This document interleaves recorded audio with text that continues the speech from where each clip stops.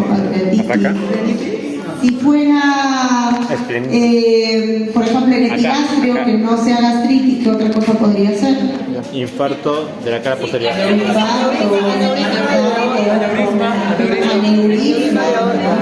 Aneurisma de aorta, etcétera, ¿no? Entonces, es importante que nosotros identifiquemos los cuadrantes y no solo pensar que ese cuadrante es una sola patología, ¿no? Como les digo y les repito y les recalco, ¿no? Entonces, ya basándonos un poco en el tema, vamos a comentar que vamos a dividir en dos fases. La primera fase que vamos a tocar dos temas, ¿no? Y de ahí van a tener su break a las 4:20, ¿no? Como siempre. Y 4:45 ya estamos empezando la segunda parte, más tardar 4:50 para irnos de largo hasta las 6. La segunda parte vamos a tocar también parte abdominal, pero sobre todo otras dos patologías. ¿Ok? Entonces, como siempre yo les digo, vamos a empezar hablando de lo que es un pequeño caso clínico, ¿ya? Y por ejemplo lo voy a comentar así, ustedes van a dar sus impresiones diagnósticas, qué es lo que les resalta más en este caso clínico y de ahí actuamos en el tema. Este es por ejemplo el caso de una mujer de 43 años que consulta por presentar astenia, fatiga, disnea a grandes esfuerzos desde hace 3 meses. Presenta una pérdida de peso de 20 kilos, ¿no? A pesar de ingerir los alimentos dentro de su nivel de curación por largo tiempo. Acuérdense, ustedes tienen que hacer siempre cuando vean casos clínicos una línea de tiempo, ¿no? Una línea, ¿no? No decir, ¿no? Toda una línea completa y ustedes van poniendo el tiempo. O sea, quiere decir que el tiempo empieza desde hace 3 meses, ¿no? Entonces, 3 meses que presenta disnea, fatiga y astenia y se asocia a la pérdida de peso. Asimismo, presenta una alteración del ritmo intestinal con cierto grado de dolor abdominal, ¿no? Es importante siempre consultar. A veces los casos clínicos, cuando te los ponen escrito, lo sacas de un paper, no te especifica, digamos, de manera muy detallada, ¿no? La condición que viene el paciente. Entonces, si presenta dolor abdominal, ¿qué le preguntaría yo? El tipo de dolor, ¿no es cierto? ¿A qué más? Antigüedad. Bueno. El tiempo de antigüedad, ¿qué más? Que con qué atenúa o con qué se exacerba. Irradiación, que es un dato muy importante, a dónde se irradia, si es persistente o permanente, ¿no? Y el tipo de dolor, ¿no? Según su escala, ¿no? Porque es diferente un dolor de 10/10 a uno de 4/10, ¿no? Entonces, presenta dolor abdominal, que no da muchos detalles, parestesias, y ni en otros sitios. Se realiza una analítica de control y encuentran una anemia moderada con cierto grado de ferropenia y déficit de vitamina B12. O sea, ya le encuentran esto como presión diagnóstica. Le hacen la exploración y examen complementario, se encuentra una presión de 120/70, un peso de 58, una talla de 151 y un índice de masa corporal de 25, ¿no? Un poco alto. Es colaboradora, bien nutrida, hidratada y hay cierto grado de palidez, porque desde ya mencionan que tiene un antecedente o una impresión diagnóstica ya de una anemia, ¿no? Cabeza y cuello aparentemente no adenopatía, bifurcación tubular, no soplo, respiratoriamente tórax mayor percance, abdomen aparentemente sin mayor realce y otras consideraciones del examen físico sin mayor hincapié. ¿Qué es lo que llama la atención? Por ejemplo, en los exámenes de laboratorio, ¿no? Tiene una glucosa de 86, ¿no? Lo normal es que pueda llegar incluso hasta 100, 120, ¿no? Una urea de 50, la creatinina 0.6, ¿no? Lo normal es que llegue hasta la creatinina 1, 1.2, ¿no? La creatinina estable. Tiene una tasa de filtrado glomerular de 90, que está bien, cuando es menor de 70 y hay que considerar que hay alteraciones. El ácido úrico de 4.9 normal y bien, si yo quiero tomar en cuenta el perfil hepático, ¿no? TGO, TGP, ¿no? Dentro de casi sus valores 12, 19 y una gamma-glutamil de 12. Entre otros datos de laboratorio, electrolitos aparentemente sin mayor alteración, la ferritina un poco alterada, la que tiene antecedente de anemia de ferropénica, los leucocitos no mayor hincapié, pero me llama la atención algo, si yo me voy a, digamos, a exacerbar un poco en este caso, es la hemoglobina, ¿no? La hemoglobina de 8.2, lo cual contrarresta a lo que hemos conversado de la anemia, ¿no? Pero llama la atención otra cosa, tiene una hemoglobina 8.2 y cuando yo pido el examen de hemoglobina, siempre me va a venir con lo que son las constantes corpusculares, y de acuerdo a eso, que ya lo vamos a ver en otra título, esta se suele dividir en una constante corpuscular con el famoso volumen corpuscular medio, que puede estar disminuido, ¿no? O de consideraciones dentro de sus rangos, o alto, ¿no? Cuando es menos de 70 aproximadamente es microcítico. Sin embargo, cuando ya se considera que puede ser mayor de 90 o 100 casi, se considera macrocítico, a diferencia de que uno que venga con un volumen corpuscular de 80, que ya lo considero normal, ¿no? Entonces, de acuerdo a eso, hago una clasificación. Le hacen exámenes de frotis, etcétera, encuentran dermocitos, macrobolocitos, y dan buena confirmación de una aproximación para una anemia de prototipo megaloblástica. ¿Por qué? Porque desde ya tengo la anemia y tengo ese volumen corpuscular medio alto, ¿ok? Asimismo le piden estos exámenes a autoinmunidad. ¿Le suena la palabra antitransglutaminasa? ¿Le suena? ¿En qué patología se puede ver? No, ya, pero ¿en dónde más?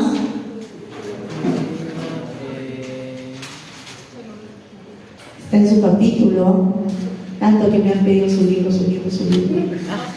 Yo que les iba a meter en su 2, es más semiológico, pero bueno. En la enfermedad celíaca. Y la enfermedad celíaca está dentro de qué estructuración? De los cuadros de enfermedades dentro de la mala absorción, ¿ok? Entonces, por ese motivo piden estos exámenes, ¿no? Porque sabemos que tiene una anemia macrocítica y hay que descartar que no haya alteraciones o procesos proinflamatorios que me estén llevando a una alteración no solamente gástrica, sino también de prototipo intestinal, por tema de alteración de autoinmunidad. Entonces, por tal motivo piden esos exámenes, ¿ok? Entre otros le piden, ¿no?, anticuerpos para células parietales gástricas aparentemente negativos, ¿ok? Dentro de esto, en resumen, le hacen examen de ecografía, sin mayores alteraciones, ¿no? Y le hacen una endoscopía. Como este es un caso medio español, y en los españoles usan la palabra gasoscopía, ¿no? Pero nosotros en versión Perú, Latinoamérica, usamos la famosa endoscopía. ¿Y qué le encuentran? Un tipo de gastritis atrófica, ¿no? Le hacen un estudio de biopsia y encuentran una gastritis con atrofia y metaplasia intestinal. Le hacen prueba para descarte del Helicobacter pylori, aparentemente negativo, ¿no? Entonces la impresión diagnóstica fue un cuadro de gastritis crónica atrófica, ¿no? Y que esto a la par conlleva un cuadro de una anemia megaloblástica, ¿ok? ¿Qué otros diagnósticos diferenciales, como hemos mencionado? Un cuadro de síndrome de malabsorción, gastritis crónicas tróficas propias de la anemia perniciosa, enfermedades Soling-Ellison. ¿Les suena ese cuadro? Soling-Ellison es por alteraciones o masas tumorales que pueden darse a nivel también gástrico, ¿ok? O los famosos linfomas intestinales o pancreatitis crónica. Entonces, ¿qué mencionan aquí? ¿No? Que ante la existencia de una anemia megaloblástica es importante realizar el diagnóstico diferencial, ¿no? La causa también considerable puede ser por tema de malabsorción asociado a un cuadro de gastritis crónica atrófica, anemia perniciosa. Y dentro de estas anemias perniciosas, ¿yo qué tendría que pedir? Dosaje de, ahí está, escrito ahí, vitamina B12, ¿no? Vitamina B12, ¿no? Para ver si existe déficit de vitamina B12 y entre otras, digamos, determinantes para descartar otras patologías como las que mencioné de la enfermedad celíaca. Mencionan aquí que luego de 2 meses presenta hemoglobina normal, gana peso, ¿no? Con un buen pronóstico y hace control de 3 a 4 años, donde, ojo, ¿no? Tiene una consideración de incidencia para un adenocarcinoma gástrico. Quiere decir que los pacientes, no todos, pero la mayoría de pacientes, sobre todo adultos mayores, los pacientes que pueden presentar un cuadro de gastritis crónica tienen el riesgo de hacer prototipo de complicación, una prototipo de alteración, no de ulceración, metaplasia, y eso puede llevar a los famosos adenocarcinomas, ¿no? Por este motivo, se pide siempre a los pacientes que cuando se hacen una endoscopía, tienen que monitorizarse a los 2 años. No es que yo le pido y encuentro una gastritis y que le doy tratamiento y ya no le hago un seguimiento, porque no sabemos si mañana más tarde eso que parece una gastritis o una úlcera se convierte en un adenocarcinoma o un NM, Entonces, basándonos un poco en este caso, hablemos un poquito acerca del síndrome de malabsorción. Entonces, ¿qué lo tomamos en cuenta? Que es un cuadro de una alteración, ¿no? Bien lo menciona, entre la digestión y absorción de los nutrientes, ¿no? Ahora, dentro de estos nutrientes, nosotros pues tenemos la parte de los carbohidratos, proteínas, grasas, que sufren, digamos, una serie de degradación, ¿no? Para posteriormente convertirse en ciertas sustancias, entre ellas aminoácidos, polisacáridos, ¿no? Factores proteicos, y que estos luego van a ser degradados y luego sintetizados y absorbidos, ¿no? Entonces existe una alteración en el síndrome de malabsorción, alteración en la luz intestinal, ¿no? Al momento que yo quiero incorporar esos nutrientes en el enterocito. Este puede tener 4 tipos de compromiso o de determinación de clasificación. Global, ¿no? Selectivo, primario o adquirido, ¿no? Global, cuando afecta de cierta manera toda la parte de la mucosa, lo cual no le va a permitir la absorción de estos nutrientes. ¿Qué? Procesos proinflamatorios o de autoinmunidad, como es en el caso de la enfermedad celíaca. O selectiva, por el caso de una incapacidad de incorporar o no logra, digamos, ingresar muchos nutrientes por alteración propia de su mecanismo de absorción. ¿Quiénes? Y alteración de su vellosidad, como es en el caso de las anemias perniciosas. O primario o congénito, por alteraciones hereditarias o congénitas, donde no permite el traspaso, ¿no? O el transporte de la membrana epitelial intestinal. O adquiridas, como es en el caso de alteraciones propias de la membrana epitelial intestinal, en el caso, digamos, de cuadros como cirugías digestivas, ¿no? Enfermedades inflamatorias intestinales. Y dentro de estas enfermedades inflamatorias intestinales, ¿quiénes podrían existir? Crohn o las colitis, ¿no? Y también la parte de las enfermedades celíacas, entonces como mecanismo adquirido. Voy a irme aquí. Ok. Entonces, tenemos que existen alteraciones en la mala digestión, en la absorción, ¿no? Por prototipo intraluminal o a nivel mucoso o a nivel de transporte postmucoso también. Entonces, como les mencionaba, es importante saber que para la digestión y la absorción nosotros tenemos los carbohidratos, las enzimas proteínicas y las lipídicas. Entre estas existe lo que es la amilasa salival pancreática, esta que va a tener su subdivisión, ¿no? Lo que se transforma en sacaridasas. A nivel proteico tenemos la acción de la pepsina gástrica o acciones de enzimas pancreáticas, y estas van a estar derivadas en dipeptidasas, o las famosas lipoproteínicas, que va a incluir ahí a la lipasa gástrica con sus otros mecanismos absortivos, como es la colecistoquinina y la secretina.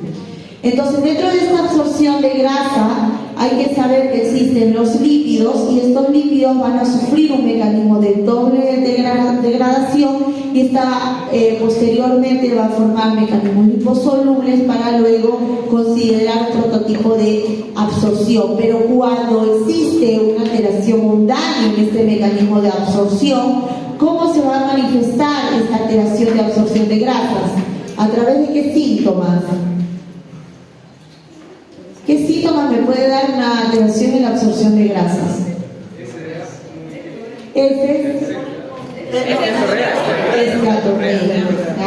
No se olviden de usar las palabras, por eso yo quería dejarle la monografía, pero igual lo tienen como tarea para su verano, ¿no? O sea, la esteatorrea, ¿no? Que son deposiciones, medias grasos, que ahora lo vamos a ver en imagen. Existen alteraciones en el mecanismo absortivo, ¿no? También de proteína, de carbohidratos, ¿no? Y a la par con ello lipídico, ¿no? Con alteración de kilomicrones y alteración incluso a su salida por la vía linfática. Igualmente la absorción de alimentos. Digamos, en lo que respecta a su absorción intestinal, hay que tener en cuenta que esta se suele considerar o darse su absorción en los 2/3, digamos, principales superiores del intestino delgado, donde lo que más se absorbe suele ser las grasas, los hidratos de carbono, las proteínas, minerales como calcio, magnesio, vitamina I, oligoelementos. Mientras que en la parte duodenal, acuérdense que el intestino no solamente abarca el intestino delgado como tal, sino la parte duodenal, permite la absorción, en este caso, del hierro, del ácido fólico, que se suele dar más en el ayuno proximal, ¿no? Y las sales biliares y la vitamina B12, sobre todo en el ilio terminal, ¿no? Mientras que el colon es otro mecanismo de cierta manera parecido pero distinto, permite de cierta manera dar una absorción, pero sobre todo hidroelectrolítica, ¿no? Que incluye lo que es el agua, los electrolitos y ácido graso de cadena corta. Entonces, ¿qué pasa cuando existe una alteración de estos mecanismos de la absorción? Si hay una alteración de los ácidos biliares, ¿no? En estos casos de estos tipos de sustratos me van a dar patologías o alteraciones como en el caso de enfermedades hepáticas, obstrucciones biliares, alteraciones de la colecistoquinina, sobrecrecimiento bacteriano. Si hablamos por alteración de poca absorción, lo que es grasas, proteínas y carbohidratos, también me pueden llevar a enfermedades como esa alteración en el caso de las insuficiencias pancreáticas, pancreatitis crónica, tumores pancreáticos, ¿no? O lo que les mencionaba, alteraciones o masas o tumores a nivel no solamente de gástrico, sino a nivel también pancreático, como las enfermedades o el ELISO. Alteración en la función digestiva de la mucosa, sobre todo si hablamos de la parte de los carbohidratos y también proteínas, con alteraciones o causas de prototipo congénitas o adquiridas. Si existen alteraciones en lo que es el mecanismo del ácido gástrico o el factor intrínseco, acuérdense que existe el mecanismo de lo que es pepsina, ¿no? El ácido clorhídrico como tal, ¿no? El pepsinógeno que se vuelve pepsina, ¿no? Y el factor intrínseco que viene de este mecanismo, digamos, de digestión, ¿no? Lo que es la parte a nivel gástrica. Entonces, cuando existe una alteración de estos mecanismos, también lo podemos evidenciar con las causas que me llevan a esto. Y entre estas causas tenemos a la anemia perniciosa, la gastritis atrófica o en este caso las famosas resecciones gástricas, ahora que todo el mundo se está haciendo los famosos bypass gástricos. Entonces, ¿qué pasa con estos pacientes? Estos pacientes con bypass gástrico, más allá de que pueden a futuro producir alguna enfermedad oncológica por un mecanismo inmunopatológico, es que a la par pueden tener alteraciones de ciertos minerales y vitaminas, como en este caso la vitamina B12, que son muy concurrentes que estos pacientes cursen con cuadro de anemia. Y entonces por eso estos pacientes ya toman dentro de sus medicación, ¿no? Oligoelementos y la vitamina B12. Entonces por eso hay que tomarlo en cuenta, ¿no? Por otro lado, alteraciones de su vaciamiento gástrico, como es el caso de las resecciones gástricas, ¿no? Con alteraciones en la grasa, calcio y proteínas. Existe, como hemos dicho, alteraciones en lo que es la parte de grasas, por una alteración de su déficit de grasa, o sea, alteración en su degradación de esta, como hemos mencionado, las resecciones gástricas o alteración de la motilidad gástrica que no permite lo que es un vaciamiento gástrico completo, ¿no? ¿Quiénes también o qué patologías no me permiten este vaciamiento gástrico? Digamos, aquellas patologías que me pueden causar una gastroparesia. ¿Y qué enfermedad me puede causar una gastroparesia? No. Gastroparesia, lentitud. Gastroparesia es la lentitud para la digestión, ¿no? Y el vaciamiento gástrico como tal, como es en el caso de la diabetes también, ¿no? O enfermedades incluso de prototipo autoinmunes o incluso neurológicas, ¿no? Que me van a dar un mecanismo de, digamos, lentitud para esa sobredigestión. Entonces, existe lo que es la disminución de la síntesis o secreción de ácidos biliares, como he mencionado, hepáticos o por obstrucciones biliares, ¿no? Lo mismo que hemos mencionado, pérdida de, digamos, ácidos biliares de prototipo conjugado, en el caso de las resecciones ileales, ¿no? Aquellos que se operan, ¿no? Y que se hacen resección ileal, ¿no?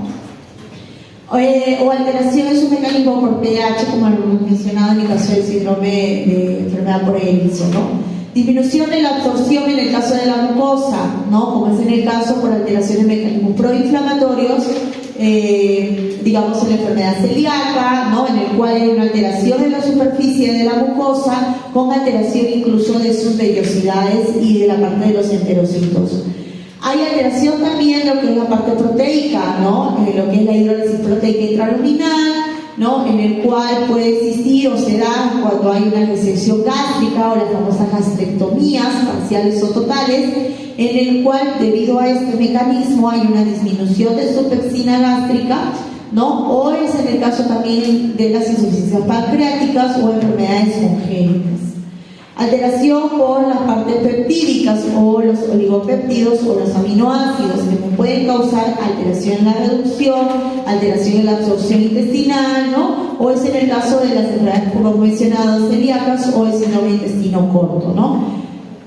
Por otro lado, a nivel, digamos, para hidrólisis de carbohidrato intraluminal tenemos una insuficiencia pancreática, por defecto de digestión y absorción de la mucosa intestinal, ¿no? Déficit de disacaridasas, restricción intestinal extensa, ¿no? O enfermedades proinflamatorias, como es en el caso de la enfermedad de Crohn, ¿no?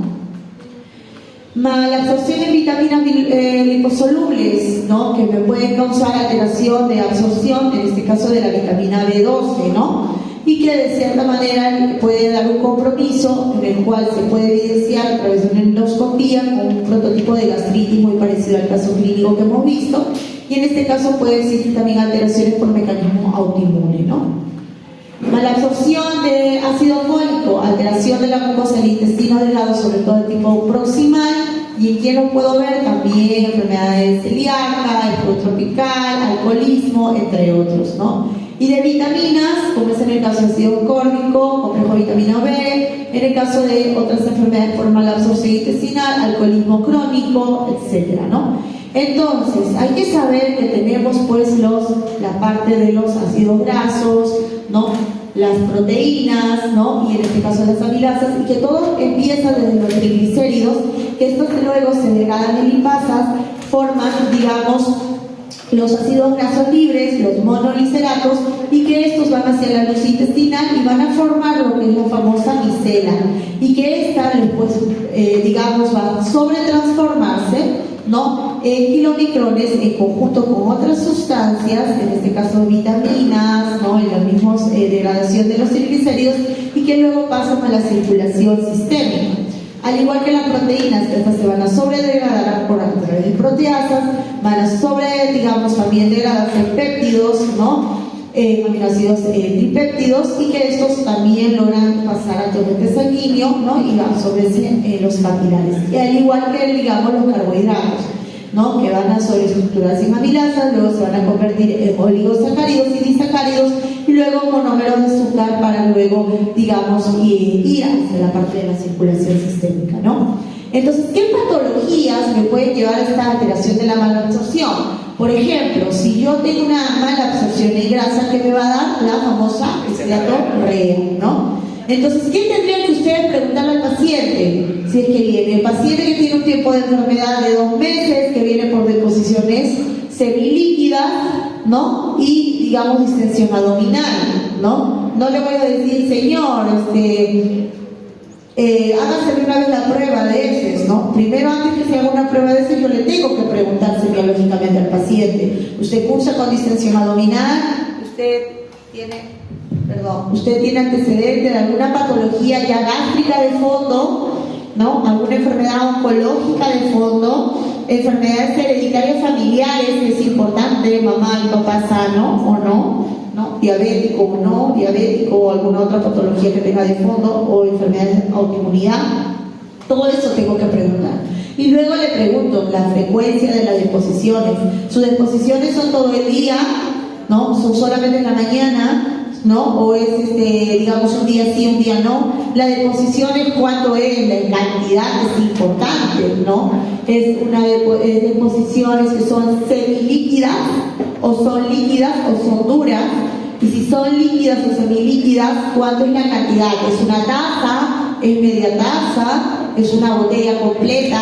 No lo sabemos, ¿no? Entonces, esto es importante. Y si es crónico, ¿qué más preguntaría? La deposición, si es amarillo, ¿no? Si hay cierto grado de espuma o no en esa deposición, porque son incluso hasta medias espumosas, ¿no? Se ve así como grasa, como si yo pusiera aceite, el aceite de oliva encima, pónganle a su deposición aceite de oliva y ahí le va a aparecer como tipo estatorrea, ¿no? Entonces es importante eso. Si hay alteración, digamos, en la absorción de proteínas, ¿no? En estos casos, pues el paciente puede presentar atrofias musculares, edemas asociados, ¿no? Si hay alteración por los cuadros de glúcidos, el paciente puede presentar meteorismo. ¿Qué es meteorismo? ¿Qué es?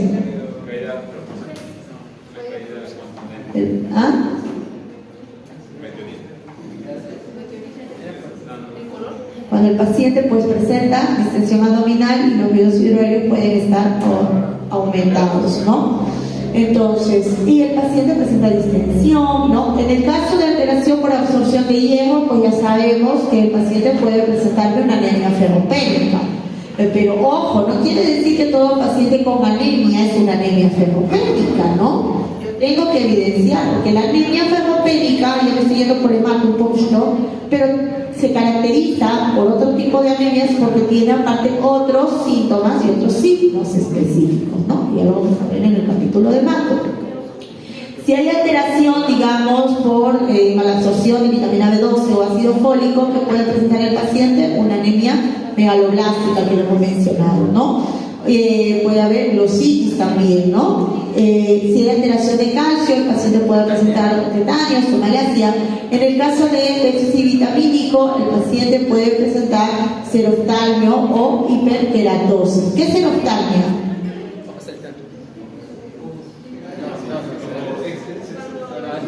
Ese es esoftalmia, protrusión. Seroftalmia.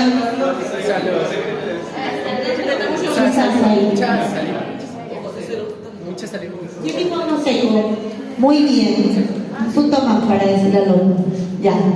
Muy bien. Entonces es importante ver eso, ¿no? Si hay alteración por vitamina D, ¿no? El paciente puede presentar raquitismo, osteomalacia.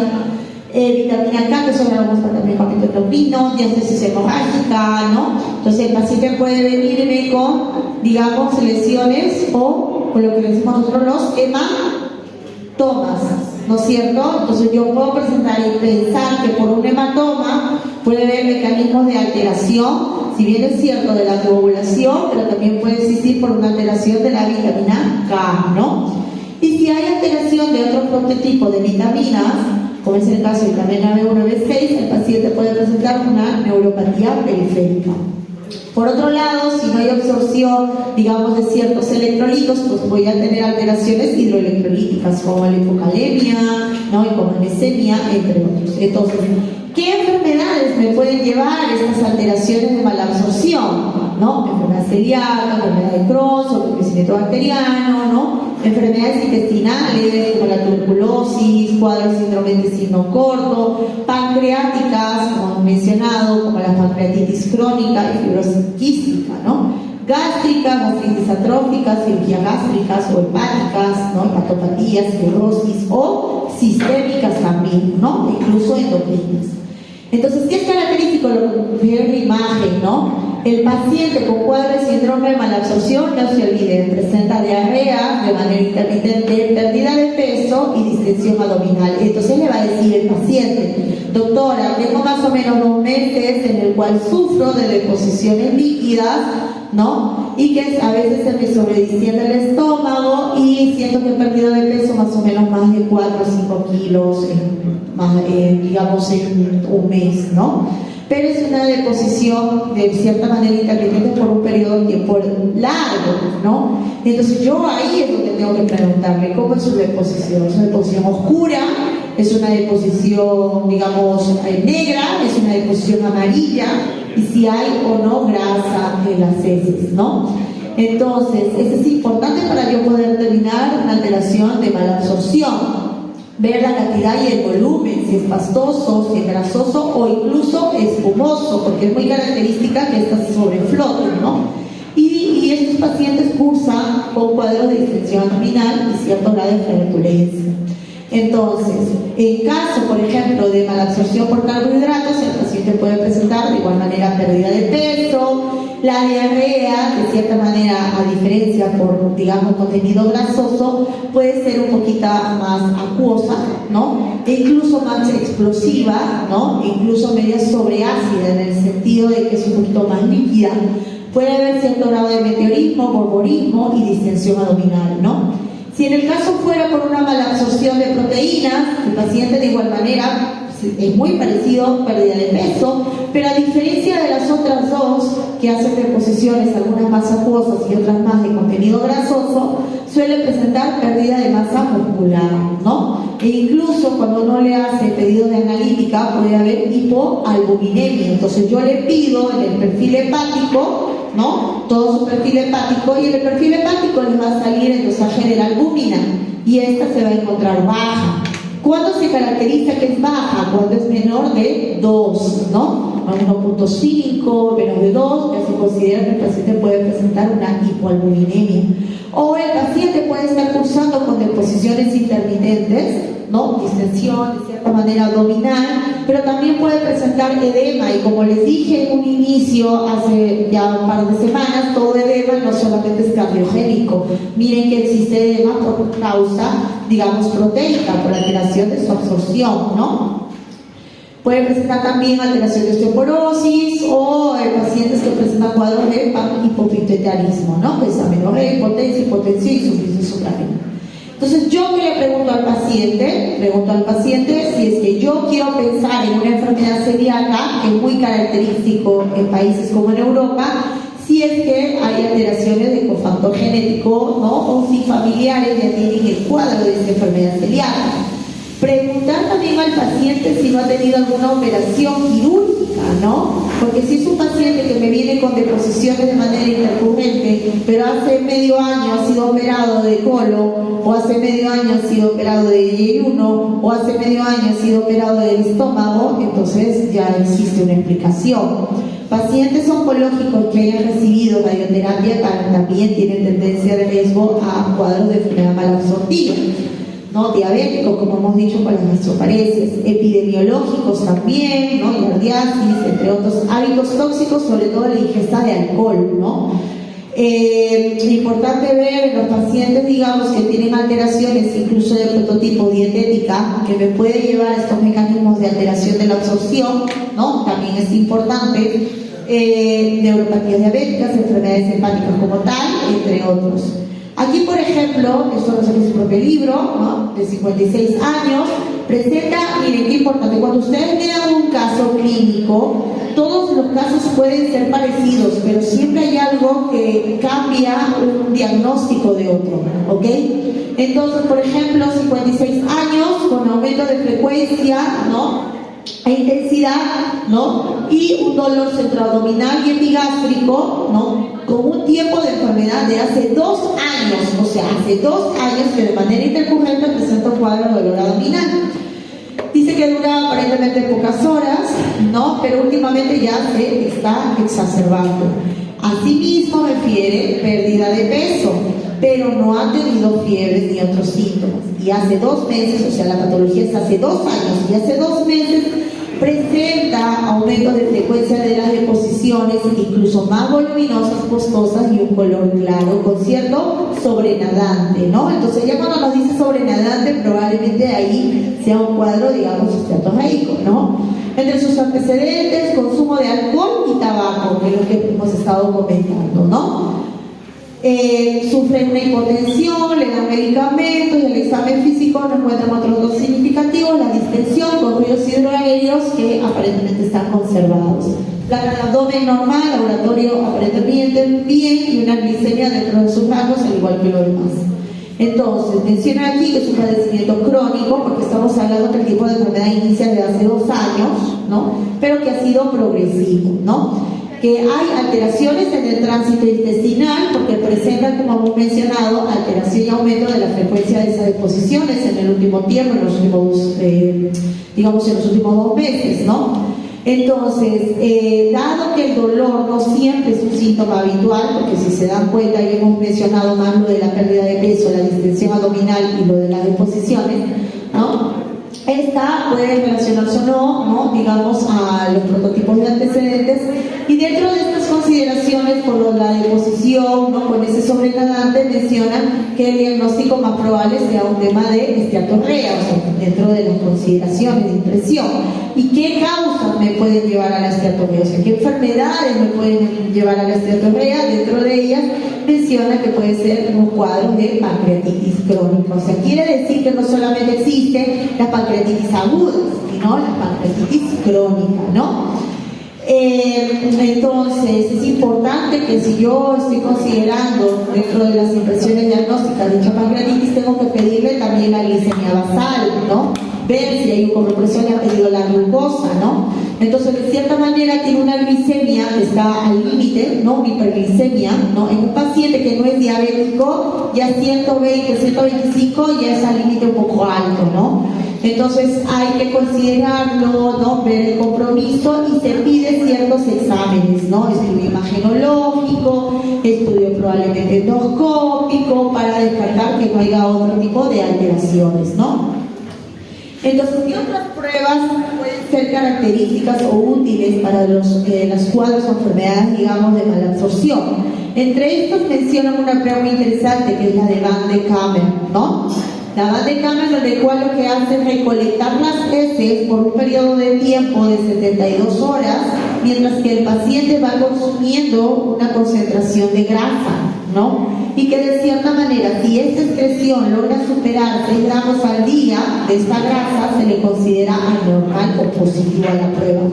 También existe otro tipo de pruebas como el test de Sudán o la prueba de silosa, ¿no? Glucosa orinal, que puede ser incluso que se evalúa de más de 5 gramos en 5 horas.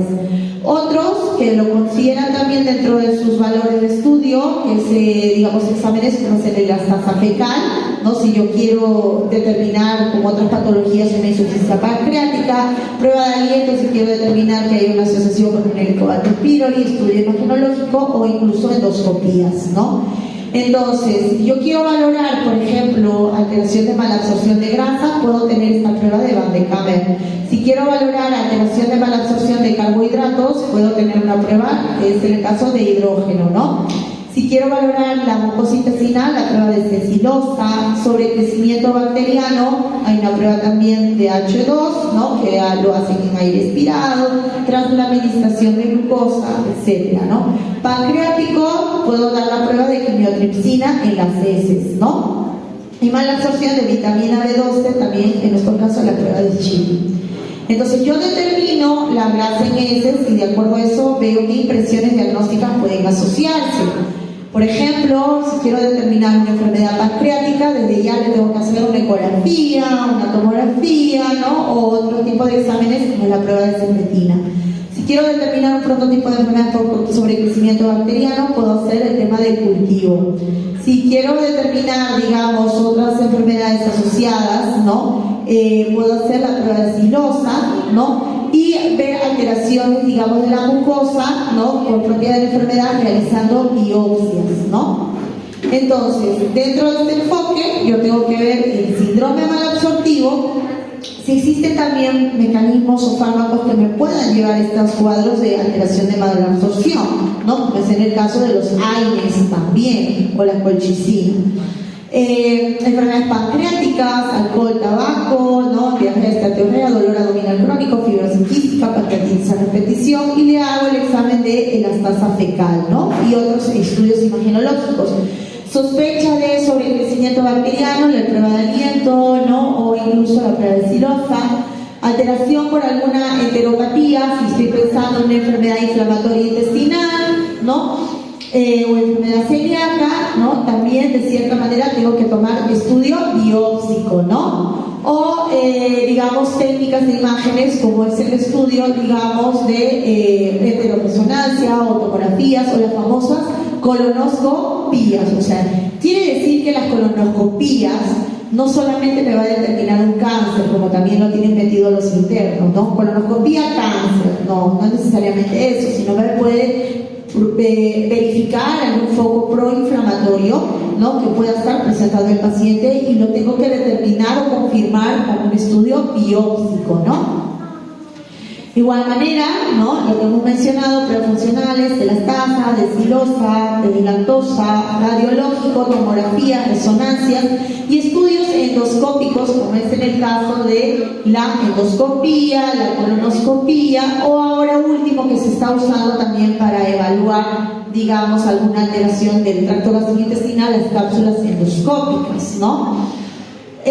Por otro lado, tengo que ver si existe o no déficit vitamínico o si hay alteración, digamos, de hierro, para pensar en una anemia ferropénica asociada, y para eso tendría que yo pedir exámenes serológicos también en sangre, ¿no? El examen, digamos, para ver si existe vitamina B12, dosaje de vitamina B12, dosaje de ácido fólico, dosaje de ferritina, transferrina, si estoy pensando en una anemia ferropénica, por ejemplo, ¿no? Y la historia clínica, que es fundamental, antecedente familiar, ¿no? Sobre todo puede llegar, porque puede llegar, ¿no? Si ustedes se van a las clínicas, mayormente los familiares o los pacientes que vienen son, digamos, pacientes que tienen antecedentes de familia italiana, europea, incluso estadounidense, y que vienen por cuadros diarreicos persistentes. No voy a pensar que es una gastroenteritis, ¿no? Y si es más algo crónico, si tiene 2-3 meses de cuadro, entonces tendría que yo preguntar factores genéticos, mamás, papás, ¿no? Personas o hermanos que hayan tenido ya antecedentes de enfermedad celíaca, ¿no?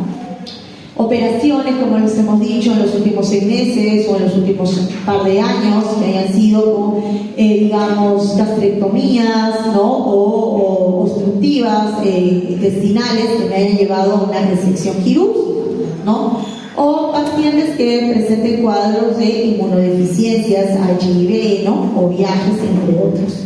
Entonces, no olvidar, ¿no? Como yo les hago hincapié estos datos, cuando yo hablo de un síndrome de malabsorción, tengo que tomar en cuenta que el paciente puede presentarme deposiciones, ¿no? Líquidas, o puede presentarme deposiciones con grasa en las heces amarillas, ¿no? Grasa sobrenadante, espumosa, o la pérdida de peso, ¿no? Sobre todo que va más asociado a alteración de malabsorción proteínica, ¿no? Y también que el paciente puede presentar distensión abdominal. Asociado a eso, la palidez, ¿no? Si estoy pensando en lo que les digo, una anemia ferropénica asociada o una anemia con alteración de malabsorción por vitamina B12. Entonces yo le pido la analítica, ¿no? Más allá de los dosajes respectivos, la analítica, el hemograma, porque yo tengo que ver si el paciente tiene anemia o no tiene anemia, ¿no? Entonces tengo que pedirle la analítica, tengo que pedirle pruebas séricas, ¿no? Analítica sérica, calcio, magnesio. Puede ser que hay endocrinopatías que también se asocian a enfermedades de malabsorción, como la mencioné en el cuadro, ¿no? A la materia fecal, hacemos la prueba de Sudán para ver si es positivo, ¿no? Y de acuerdo a eso, yo confirmo también alteraciones de malabsorción. De acuerdo a la alteración de la malabsorción clínico y laboratorial, yo tengo que determinar con qué patología esta se puede asociar. Si existe por alteración de la mucosa, pues le hago una endoscopía y hago estudios biópsicos. Si yo estoy pensando que es por una alteración por insuficiencia pancreática, pues pido una ecografía, una radiografía de abdomen, prueba de tripsinógeno, elastasa fecal, ¿no? Quimiotripsina fecal, que me va más, digamos, dar hincapié a una insuficiencia pancreática. Si pienso que es una alteración por vitamina B12, ¿no? Anticuerpos contra células parietales y factor intrínseco, prueba de Chili, alteración probacteriana, endoscopía, ¿no? Prueba de silosa. Y de acuerdo a eso también veo si hay esteatorrea o no hay esteatorrea para poder considerar una mayor impresión. Utilidad de la biopsia, digamos, en el intestino delgado por cuadros de malabsorción. Biopsia normal que me puedan llevar, digamos, a enfermedades como síndrome de inmunodeficiencia, biopsia para ver una lesión de prototipo irregular, otras causas, la amiloidosis, enfermedad de Crohn, enteritis eosinofílica, ¿no? Linfomas, biopsia anormal pero que no me confirma un diagnóstico, ¿no? La proliferación bacteriana excesiva, ¿no? Enteritis, el empleo celíaco. Y una biopsia normal, pues las pacientes con hepatopatía o hepatotomía que no necesariamente hacen una alteración, digamos, sistémica, ¿no? Por ejemplo, aquí, ¿no? Que menciona un paciente de 45 años, alcohólico, fumador, y se ve una pancreatitis, ¿no? Se dan cuenta con cierto grado, ¿dónde está el páncreas? Aquí, ¿verdad? Con cierto grado de calcificación, ¿no? Entonces ya es algo crónico, ¿no? Hay que preguntar por todas esas así. Como datos adicionales, a grosso modo, voy a tocar un poquito nada más, lo que es la enfermedad celíaca que ustedes están consultando, ¿no? Entonces, ¿qué es la enfermedad celíaca? Es una de las características, por no decir una de las más recurrentes cuando uno busca en los papers papers de enfermedades por malabsorción, ¿no? Muy aparte de las enfermedades inflamatorias, que son otro capítulo. Entonces, dentro de estas sabemos de que la enfermedad celíaca es un prototipo de enteropatía, ¿no? También, pero que esta enteropatía suele ser crónica y por un mecanismo de autoinmunidad, ¿no? Y que es inducida por gluten. ¿Qué, digamos, quiénes pueden tener el gluten? Vegetarianos. Todo lo que hay en su azar, ¿no? ¿no? De todo el trigo y todo el trigo. Entonces, es importante saber, ¿no?, que el gluten pues contiene esas, digamos, determinantes proteínicas, ¿no?, llamadas prolaminas, glutaminas, que suelen ser insolubles en el agua, ¿no?, y tenemos la parte del trigo, centeno, entre otros. Estas son solo parcialmente hidrolizadas a nivel de la zona intestinal, persistiendo algunos prototipos de péptidos que logran atravesar toda la parte de la barrera intestinal, ¿no?, por una vía sea paracelular o transcelular, y llegan a la lámina propia. Luego, donde esta suele, digamos, determinarse, no debilitarse, por no decir, por una enzima que es la transglutaminasa tisular, y en el cual permite aumentar su inmunogenicidad. Esto facilita que exista una unión con ciertas moléculas, desde el MHC tipo 2, ¿no?, o complejo mayor de histocompatibilidad 2, ¿no?, de Q2 o de Q8, ¿no? De estas son las células presentadoras de antígeno y que permiten un reconocimiento por los linfocitos TCD4.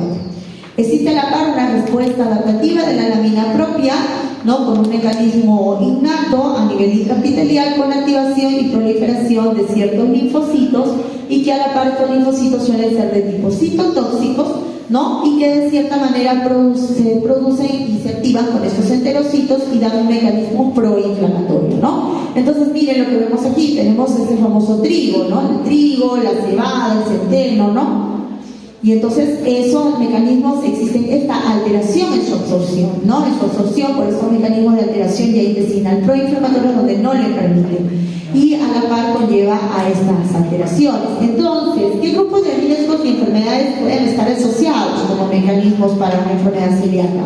Entonces tenemos a la diabetes de prototipo 1, tiroiditis de prototipo autoinmune, dermatitis alpetiforme, cromosopatías, enfermedades con síndrome de Down, ¿no?, entre otros. ¿Y qué manifestaciones clínicas son características de la enfermedad celíaca? Pues puede existir cuadros de alteración de la malnutrición y una diarrea también crónica, ¿no?, también llamada esteatorrea.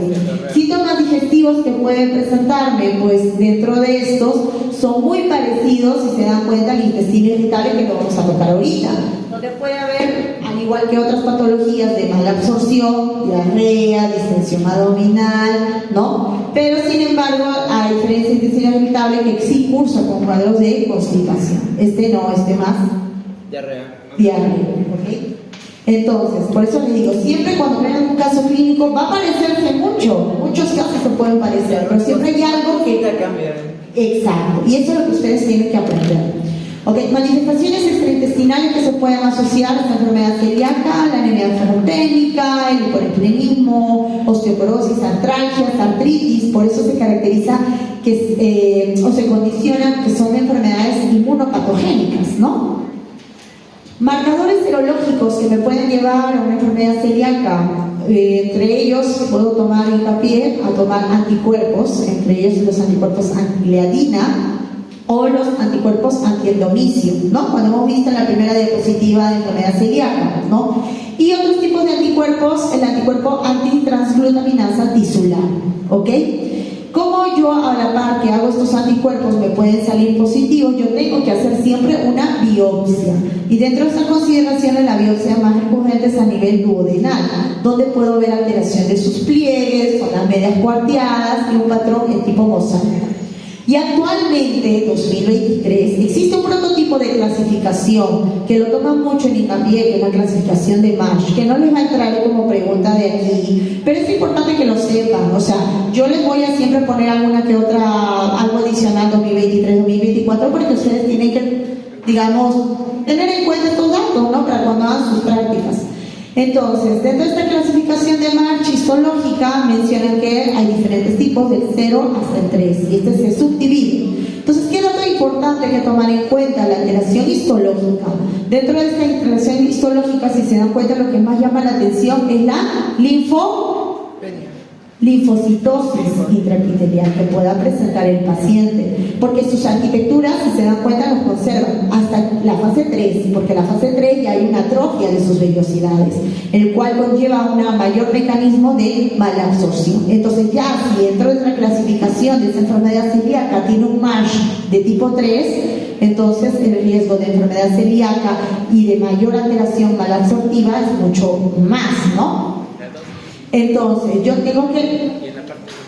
En la parte, o sea, ya hay un mecanismo, digamos, de alteración, ¿no? Alteración de vellosidad y tisular. Pero el tipo 3 es que ya, pues, hay un compromiso severo, ¿no? A eso vamos. Entonces, yo pido estos anticuerpos, antitransglutaminasa, ¿no? Lo que les he mencionado, perdón. Antitransglutaminasa, antiendomicio y antitransglutaminasa tisular. Esta es pregunta de mira. En las preguntas de MIR siempre preguntan eso, qué tipo de patrón serológico, marcador pido, e histológicamente qué tipo de MASH es, eso lo pueden tranquilamente buscar en el MIR y ahí lo van a encontrar. Ok, entonces, yo hago estudios biópsicos, ¿no? De acuerdo a eso hago una clasificación de MASH, si se dan cuenta, y voy viendo, ¿no? De acuerdo a esa biopsia duodenal, ¿no? Si es compatible o no es compatible, si hay una alteración o hay una enteritis linfocítica con atrofia severa de sus vellosidades, ¿no? Y algo importante a tomar en cuenta es que también yo tengo que hacer un cribado a los familiares, es decir, ver los antecedentes de familiares de primer grado que ya tengan esta patología de enfermedad celíaca, ¿no? Y ver si esos familiares también ya se han hecho esas pruebas serológicas, ¿no? De acuerdo a eso ya yo le hago un seguimiento. Ok, nos vamos hacia la segunda parte.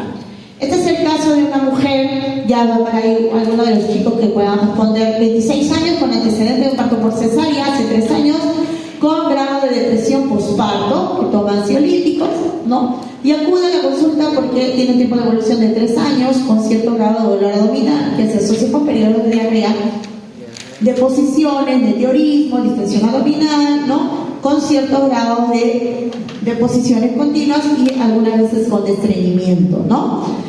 E incluso a veces se da más que todo el predominio también matutino, no tanto nocturno, ¿no? Pero no ha perdido mucho peso. Dentro de sus antecedentes familiares, pues tiene un papá que ha tenido un cáncer de colon a los 36 años. ¿Ahí qué impresión tendría? ¿Qué impresiones diagnósticas? ¿Ya? ¿Qué otra cosa podría ser? El que se parece a la enfermedad celíaca, pero no era. ¿Ya? ¿Cuál? No me acuerdo. Ustedes por allá, por allá o por atrás, ¿qué otras patologías podrían asociarse? Estamos haciendo diagnósticos diferenciales.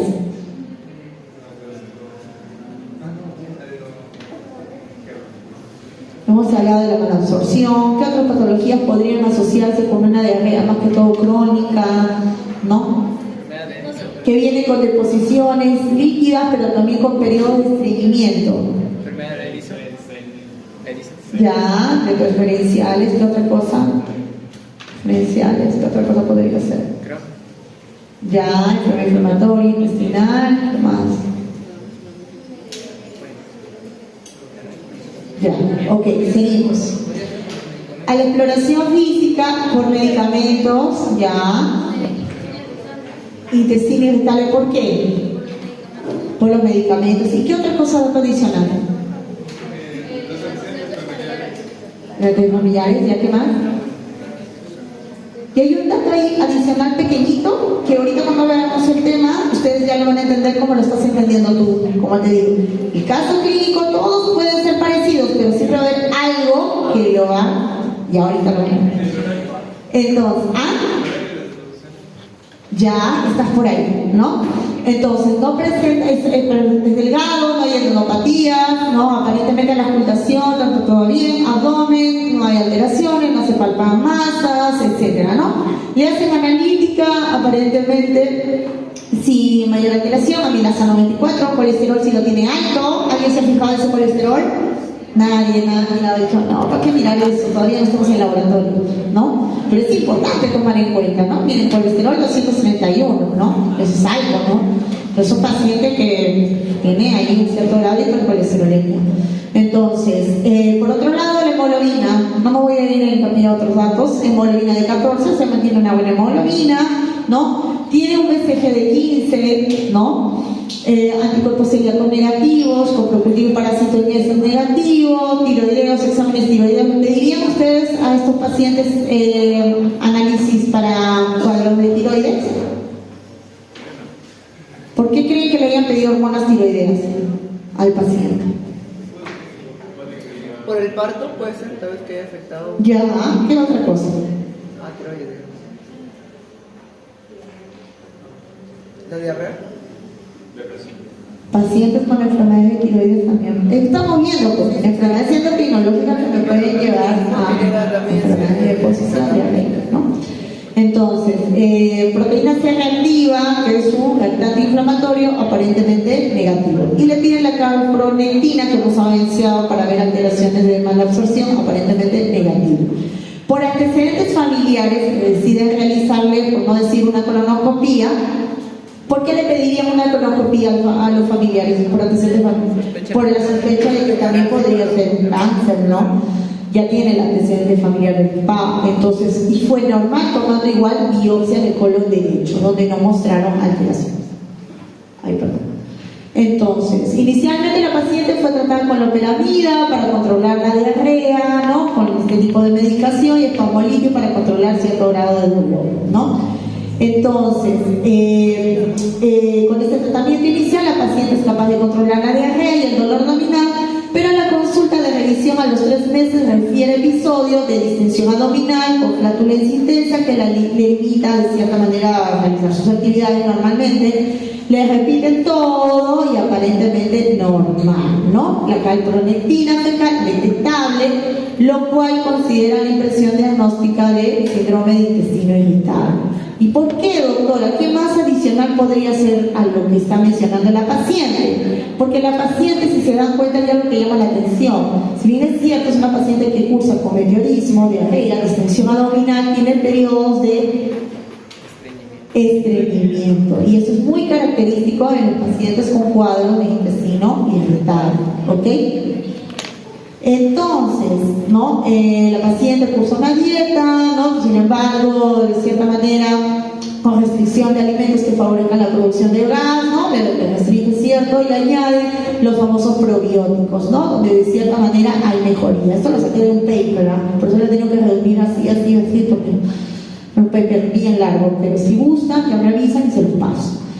Por otro lado, qué importante tomar en cuenta en intestino irritable: dolor abdominal crónico asociados con alteraciones en el hábito evacuatorio, ¿no es cierto? Y existen mecanismos que me pueden llevar a este cuadro de síndrome de intestino irritable, como es factores psicogénicos. Y ustedes dirán, no, factores psicogénicos, mujer con antecedentes de depresión postparto. Claro. Ahí ya va, otro más adicional a su impresión diagnóstica. Entonces, a todo paciente que viene por cuadro diarreico, sobre todo mujer, con un tiempo de periodo de más de 3 meses, yo le digo mujer porque las mujeres son las que más nos estresamos, ¿o no, chicas? Nos estresamos más, ¿no? Somos las famosas ansiosas, ¿no? Ansiosas por todo, ¿no? Entonces, si ustedes lo tienen en su consulta, ese paciente o esa paciente de 24 años que viene por esa alteración de deposición y a la par estreñimiento y tiene un antecedente de crisis de ansiedad y que toma incluso tratamientos antidepresivos, ¿considerarían la posibilidad de un síndrome de intestino irritable en ella? Sí. Entonces, hagan la anamnesis, ¿ya? Ya, perfecto. Existen también alteraciones por cuadros de proinfección o infecciones del prototipo gastrointestinal, alteración de la microbiota, activación inmunológica, alteración incluso propia de la absorción de ácidos biliares y alteración de su propia permeabilidad, ¿no? Por otro lado, es importante mencionar que puede el paciente, por esta distensión luminal, presentar flatulencia excesiva, dolor abdominal, ¿no? Distensión, alteración de la motilidad alterada, ¿no? Y existe alteración de la evacuación intestinal, alteración de la consistencia de las heces, algunas veces puede aparecer un poquito de moco la sensación de evacuación incompleta, es decir, que igual que la orina, cuando dice, señor, tenemos, vamos a solicitar que orine y siente la sensación de seguir orinando, lo mismo pero con la deposición, que hace la deposición pero tiene esa sensación de seguir queriendo evacuar, ¿no? Y sensación de distensión abdominal. A la par puede haber pirosis, dispepsia, ¿no? Y estos pacientes con cuadros de enfermedad por intestino irritable es muy característico que también hagan las deposiciones más en la mañana que en la noche, ¿ok? Por otro lado, presentan cuadros de cefalea, fatiga, y miren qué característico, y por eso menciono mucho a las mujeres, porque presentan cuadros de fibromialgia. No digo que el 100% de los pacientes, ¿no? Sino que hay una gran consideración de sospecha en estos pacientes. Incluso hay un paper 2022 también acerca de la fibromialgia y de la asociación con el intestino irritable, ¿no? Por otro lado, como hemos mencionado, miren la depresión, ¿no? Importante ver la depresión, mecanismo de cofactor de estrés, el uso de medicamentos, ¿no? Por todo tipo de medicamentos, entre otros los antibióticos, ¿no? Enfermedades gastrointestinales, dieta, alteración visceral, alteración del sistema inmune gastrointestinal, alteración de la microflora. Entonces, cuando hablamos de estos mecanismos, existen agresiones, como es en el caso de la gastroenteritis infecciosa, que pueden dañar esta permeabilidad intestinal, que pueden causar una alteración de estos microbios con una alteración en sus mastocitos y alteración de las células T de tipo auxiliares. Estos mastocitos se logran acumular en esta lámina propia y liberan, digamos, histamina.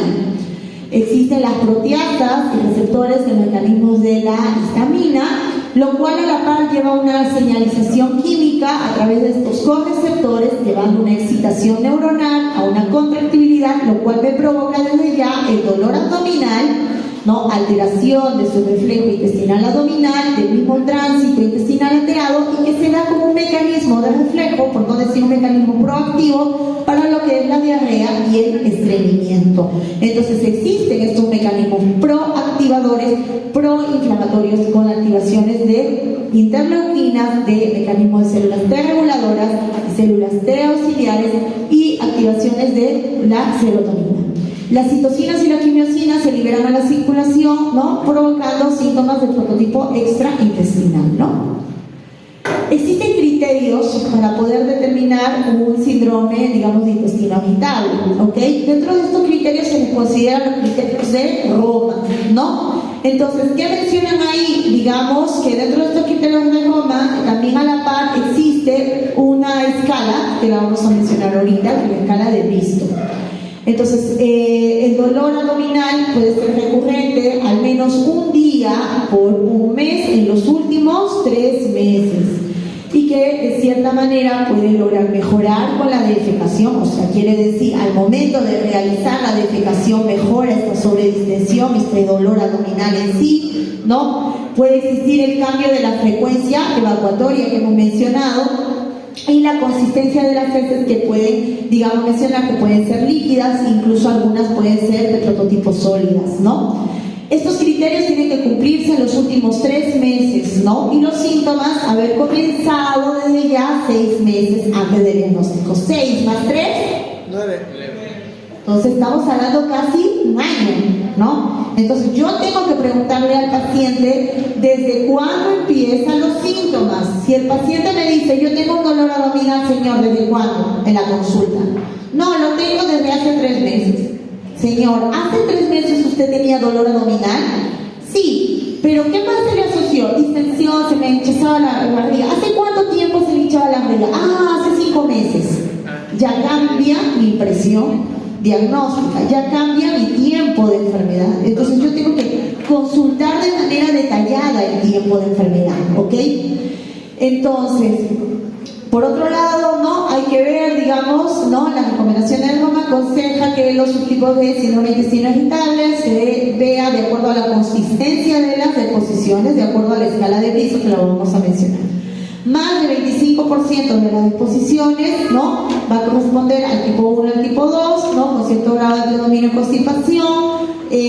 Va a haber un 25% de tipo 6 o 7, ¿no?, en el cual hay predominio de la diarrea, ¿no? Hay otro en el cual hay un hábito de evacuatorio mixto, o hay uno incluso no clasificable. Perdón. Ya, ok. Entonces, si hablamos de los criterios de Roma para este intestino irritable, que exista dolor o molestia abdominal recurrente, ¿no? Acuérdense que puede ser en una oportunidad o incluso hasta dos, pero sobre todo en una oportunidad, por un mes, por, digamos, 3 meses previos, ¿no? Incluso un tiempo largo de periodo, que hay alteraciones en el ritmo evacuatorio y, digamos, en la defecación, ¿no?, con la frecuencia de las evacuaciones, ¿no? Y que tiene un periodo incluso hasta antes, ¿no?, de 6 meses antes. Entonces, ¿qué me pueden llevar, como hemos dicho? La mala dieta, ¿no?, la poca intolerancia, digamos, a ciertos alimentos, la sobreingesta de alimentos de carbohidratos, ¿no?, de sustancias citotóxicas que pueden dañar por esos contenidos alimentarios a nivel gastrointestinal, ¿no? Alteraciones a nivel, digamos, cerebral, como hemos dicho, neurogénicas, ¿no?, como es el caso del cuadro de depresión, estrés, ¿no? Alteración, estrés, cofactores que me pueden llevar a alteraciones de la motilidad. Síntomas y signos de alarma en estos pacientes. Sobre todo hay que tener cuidado con los pacientes que son mayores de 50 años. Familiares que tengan antecedentes de cáncer de colon. Yo tengo que preguntar, mamá, papá, hermanos, que tengan antecedentes de cáncer de colon, ¿no? O pólipos también. No, acuérdense que los pólipos en algún momento pueden hacer un prototipo de transformación y convertirse en un MM gástrico, ¿no? Si hay antecedentes de enfermedad celíaca, si el paciente ya haya presentado cuadros de sangrado digestivo, ¿no? Hematoquesia, ¿qué es hematoquesia? Hematoquesia. Ese es con sangre. Hematoquesia, su compañera de allá atrás de rosado. Hematoquesia, ¿qué es hematoquesia? Qué chismosa la Andrea. Que estás con el...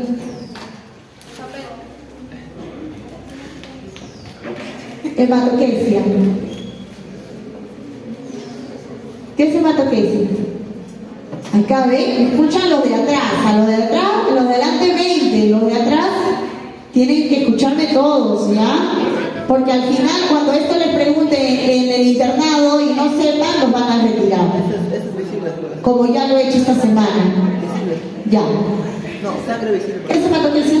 Sangre visible en eso. No es sangre visible, no. Es una sangre de qué color. Rojo.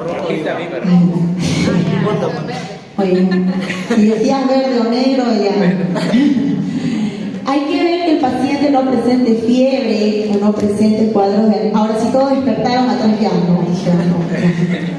Yo entiendo que en la tarde hacen marea alcalina, pero es importante que entiendan estos cuadros, ¿ya? Porque si no, les van a dar escopolamina a todo el mundo, ¿no? Incluso en la consulta les dan escopolamina, ¿no? Y tome escopolamina, le dan 30 pastillas al paciente. Mis colegas, Dios mío, ya. Entonces, hay que ver que no haya fiebre, que no haya anemia, ¿no? Anemia, acuérdense que no solamente es hacerle examen de anemia, no es examen, yo voy viendo mi inspección, ¿no? Si hay palidez, no hay palidez, ¿ok? Ya. Entonces, no olvidar dolor abdominal, acuérdense, mala absorción. Distensión abdominal. ¿Ya? Diarrea. ¿Ya? Y pérdida de peso. Pérdida de peso, ¿no? Y a eso se puede agregar la anemia, ¿no? Síndrome de intestino irritable. Todo viene esto. Dolor crónico, alteración del evacuatorio, factores psicogénicos. Ya. Si les entra en la pregunta del examen y no lo contestan, no me echen la culpa, que les utilicen lo más enfático posible, ¿no? Entonces, síndrome gastrointestinal, como hemos dicho, dolor abdominal, que prototipo crónico, primero de 3 meses, ¿no? Pero que tenga antecedentes ya de 6 meses con los cuadros de distensión abdominal. Alteración en el ritmo del hábito intestinal, ¿no? Entre deposición y constipación, ¿no? Con esa alteración del ritmo evacuatorio. Puede haber asociación de dispepsias, náuseas, también flatulencia, que también lo vemos en el síndrome de malabsorción, ojo, pero ese es muy aparte. Pero un dato adicional extrapiramidal de estos síntomas del intestino irritable, a diferencia de la malabsorción. ¿Dolor precordial? Acuérdate de tus compañeras, ¿no? mis compañeras, ansiedad, estrés, ¿no? Ansiedad, estrés, mis compañeras, síndrome de intestino irritable. Está, listo, tal cual, ¿no? Entonces es importante ver esos datos. ¿Qué exámenes yo pediría en los pacientes con cuadro de síndrome de intestino irritable?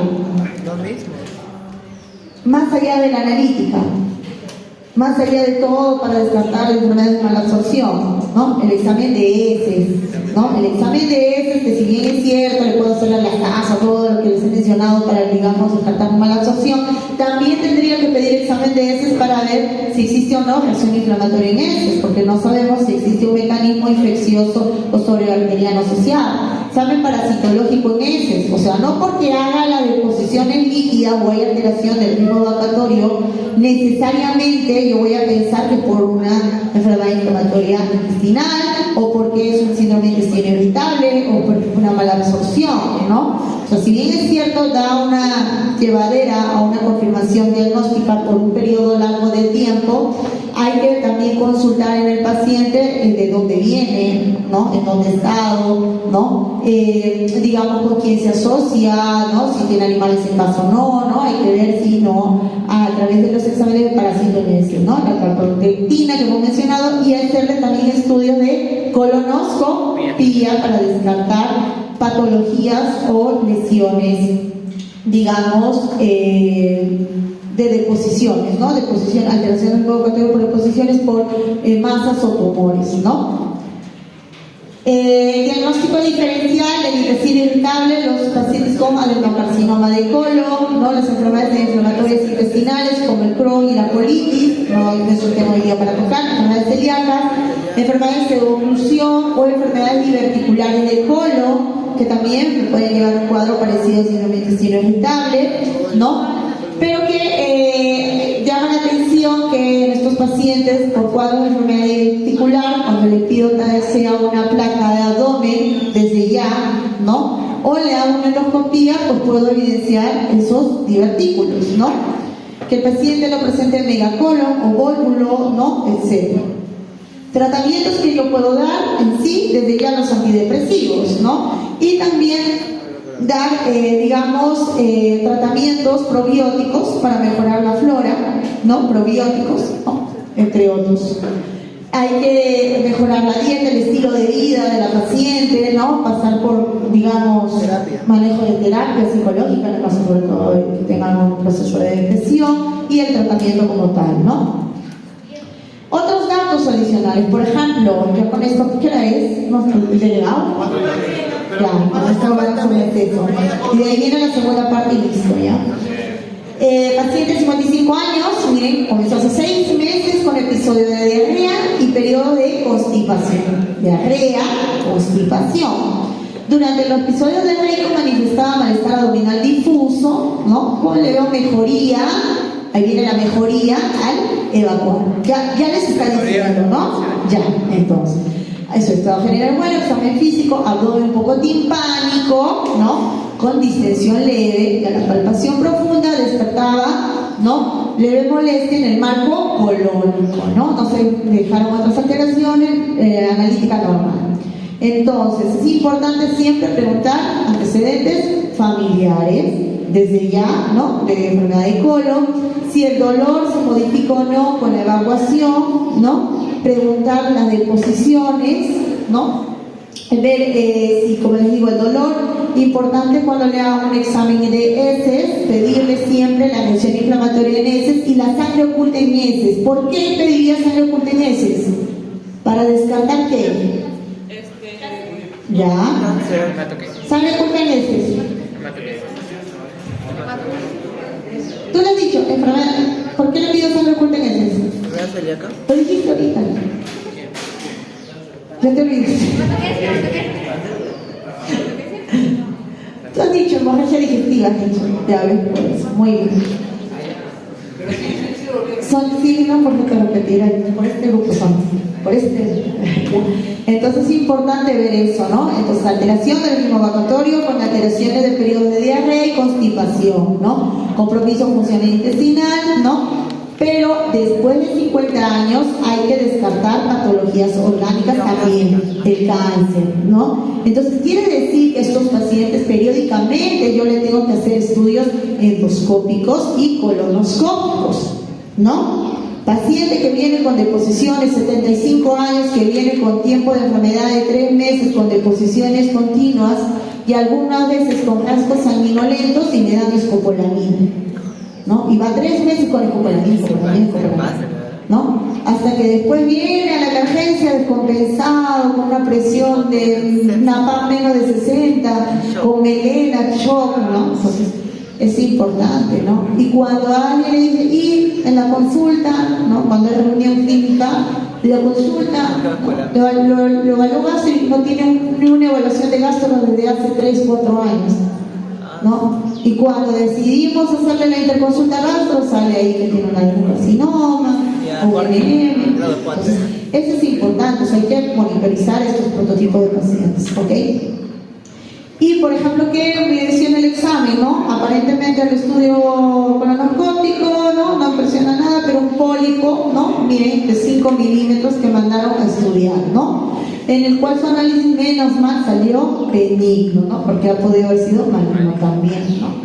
Entonces, resumen, y ya con esto finalizo, no olvidar, ¿no? El síndrome de intestino irritable, ver el ritmo evacuatorio, ver si hay distensión abdominal o no, ver si existen cofactores genéticos asociados o no, ver si existen alteraciones orgánicas, neurológicas, como es en el caso de enfermedades psicológicas, ¿no? O psiquiátricas, depresión, estrés, ansiedad, entre otros, ¿no? Y ver el prototipo del dolor abdominal, si calma o no con la defecación, ¿no? Entonces, de acuerdo a eso, yo puedo determinar si el paciente presenta un intestino irritable, un síndrome de mala absorción o es un Crohn o una colitis ulcerativa, que eso ya, como le digo, un capítulo aparte que lo tienen que igual revisar, porque siempre suele ser pregunta de NAM esas cuatro patologías. ¿Puedes repetirlo? ¿Cuál? Las patologías. Las 4 que siempre preguntan en ENAM es a la absorción, intestino irritable, colitis ulcerativa y Crohn, siempre, de por vida, ¿no? Entonces es importante ver, porque la colitis y las esto tanto, aparte de la alteración del ritmo evacuatorio, las deposiciones con sangre, ¿no? La colitis. Exacto. Genética, ajá. Listo, muy bien. Ya, vayan para que van a poner y entramos por la segunda parte. Bien, chicos. Gracias.